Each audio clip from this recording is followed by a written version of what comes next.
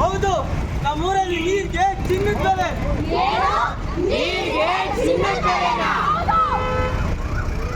ಮುಂದೊಂದು ಕಾಲ ಬರುತ್ತೆ, ಚಿನ್ನ ಸಿಕ್ಕೋದೇನೋ ಆದ್ರೆ ನೀರ್ ಸಿಗೋದಿಲ್ಲ. ನೀವು ಹೀಗೆ ಬೇಜವಾಬ್ದಾರಿಯಿಂದ ನೀರ್ ಬಳಸಿದ್ರೆ ಆ ಊರಿನ ಗತಿ ನಿಮ್ಮ ಊರಿಗೂ ಬರುತ್ತೆ.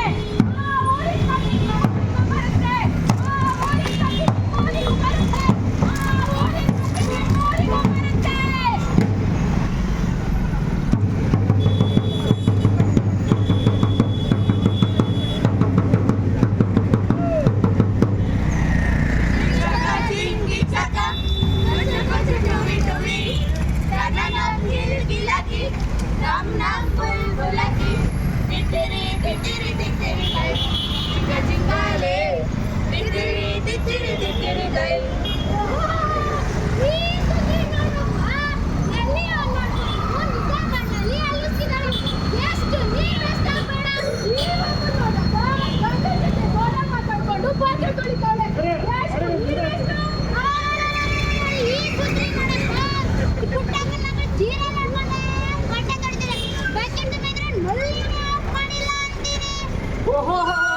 ಮಹಾರಾಜರು ಮೊಬೈಲ್ ನೋಡ್ತಾ ನೀರನ್ ಮಾಡ್ಕೊಂಡು ಸಿಂಹಾಸನನೇ ಏರ್ಬಿಟ್ಟಿದ್ದಾರೆ. ಒಂದ್ಸಲ ಎಲ್ಲ ಆಗಲ್ಲ, ಇನ್ನೊಂದ್ಸಲ ಹೊಡಿರಿ.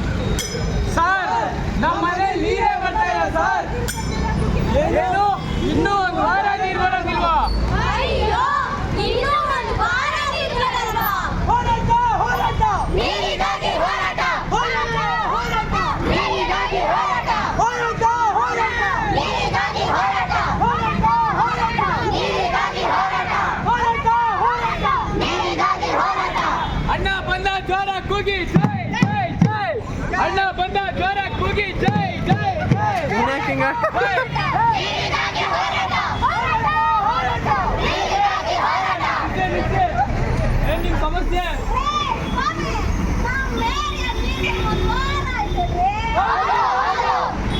ಬೆಂಗಳೂರಲ್ಲಿ ನೀರಿಲ್ದೆ ಕಾರಣ ಬೋರ್ವೆಲ್ಗಳೆಲ್ಲ ಬತ್ತೋಗಿರೋದು. ಐ ಮೀನ್ ಅಂತರ್ಜಲ ಇಲ್ದೇ ಇರೋದು. ಡೈಲಾಗ್ ಯಾರು ಹೇಳ್ತಾರೋ ಅವ್ರ ಕಡೆ ಹಾಗಂತ ಅಭಿವೃದ್ಧಿ ತಗೋತೇನಮ್ಮ? ಏನ್ ಮಾತಾಡ್ತೀಯಾ?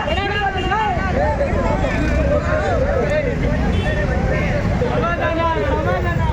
ನೀರ್ ತಾನೆ ಬರುತ್ತೆ, ಸಮಾಧಾನ. ನಾನಿದ್ದೀನಿ. ಬೆಂಗಳೂರಲ್ಲಿ ಕೆರೆ ಎಲ್ಲ ಮುಚ್ಚಿ ಅಪಾರ್ಟ್ಮೆಂಟ್ ಕಟ್ಸಿದ್ರಿ, ಇವಾಗ ನೀರಲ್ಲಿಂದ ಬರುತ್ತೆ. ಸಮಾಧಾನ ಸಮಾಧಾನ. ನೀವ ಮಾತಾಡೋದು ಬೇಡ. ಒಂದ್ ಫಂಡ್ ರಿಲೀಸ್ ಮಾಡಿ KRS ಇಂದ ನೀರು ತರ್ಸೋಣ. ಸರ್ KRS ಅಲ್ಲೂ ನೀರಿಲ್ಲ ಸರ್, ಎಲ್ಲ ಬತ್ತೋಗೈತೆ.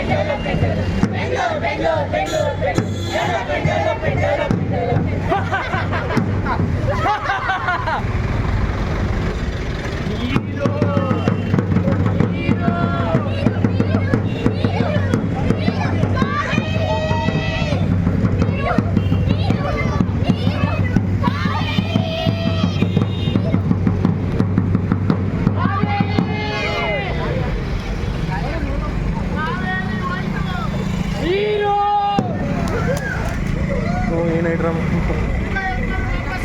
ನಿಮ್ಮ ಅಜ್ಜ ನೀರ್ನ ನದಿಲ್ ನೋಡಿದ್ರು.